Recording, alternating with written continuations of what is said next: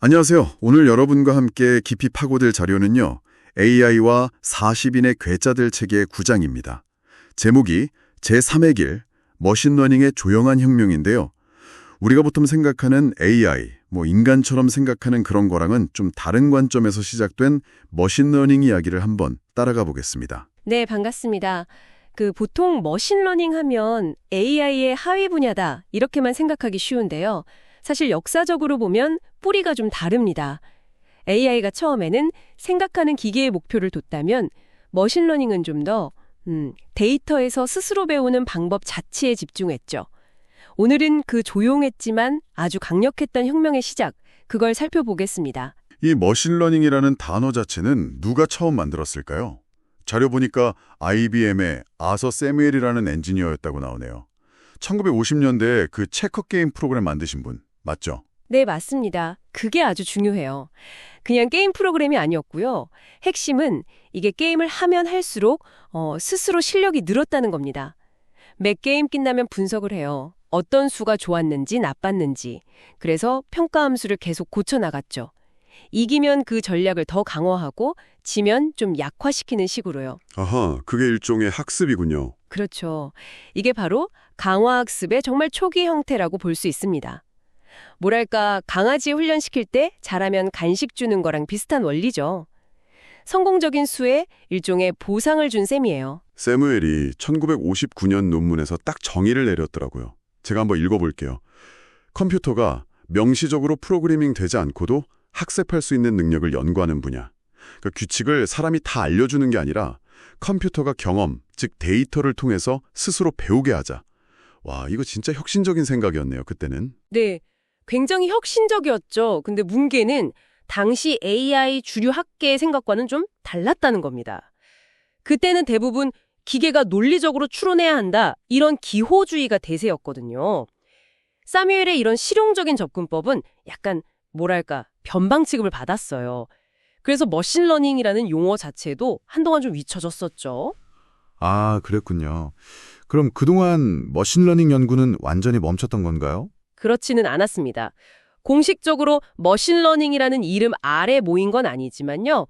통계학자나 정보 이론가나 패턴인식 연구자들, 이런 여러 분야 전문가들이 각자 자기 분야에서 비슷한 연구를 계속하고 있었어요. 본질적으로는 다 데이터에서 어떤 패턴을 찾아내는 연구들이었죠. 예를 들면 어떤 게 있을까요? 예를 들어 은행에서 대출 심사하는 거 생각해 보세요. 신청자의 나이, 연봉, 연체 기록 같은 데이터를 보고 이 사람한테 대출을 해줘도 될지 말지 결정하잖아요. 이런 데이터가 수만 건 쌓이면 컴퓨터가 거기서 패턴을 찾아내는 겁니다. 예를 들어 30대에서 40대고 연봉이 4천 이상이고 연체 기록이 1회 이하면 90% 이상 상환하더라. 이런 식의 패턴이요. 이걸로 예측을 하는 거죠. 이게 바로 머신러닝의 핵심 원리 중 하나인 분류, 영어로는 클래시피케이션입니다. 다들 스스로를 머신러닝 연구자라고 부르진 않았지만 결과적으로 보면 다 같은 방향으로 가고 있었던 셈이죠. 그렇군요. 그렇게 조용히 각자 영역에서 발전을 하고 있었네요. 그럼 실제로 이 머신러닝이 데이터를 분석하고 예측하는 방식들, 대표적인 모델 몇 가지만 좀 맛보기로 알려주실 수 있을까요? 네, 좋습니다. 아주 간단한 이해로 결정 트리, 디시전 트리라는 게 있어요. 이건 이름 그대로 나무 모양인데요.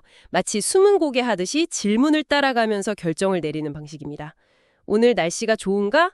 예. 돈은 충분한가? 아니요. 그럼 집에 있자. 이런 식으로요.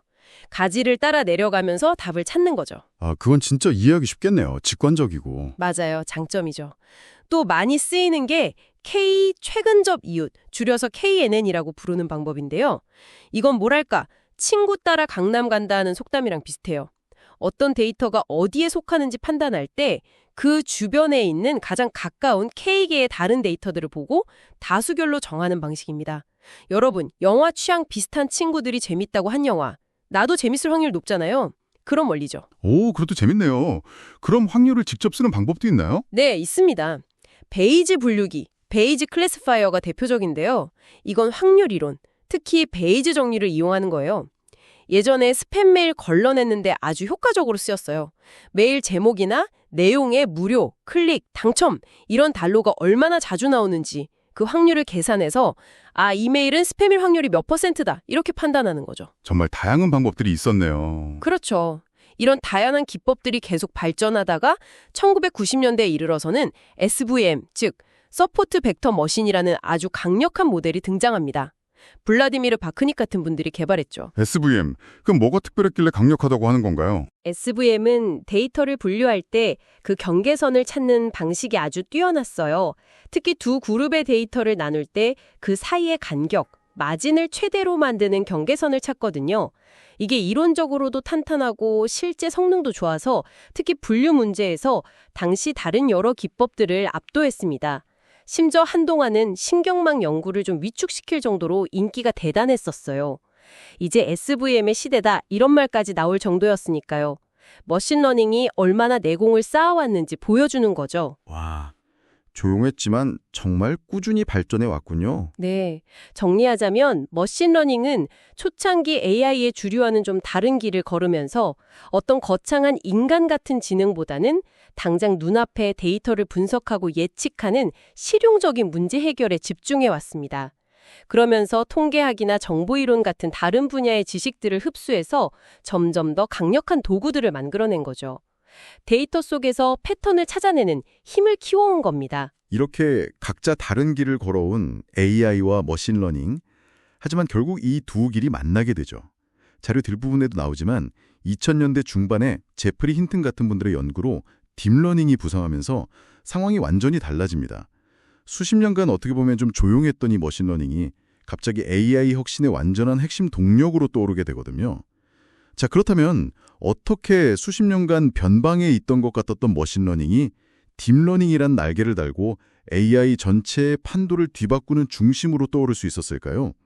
그 흥미진진한 전환점에 대한 이야기는 저희 다음 탐구에서 더 자세히 나눠보도록 하겠습니다.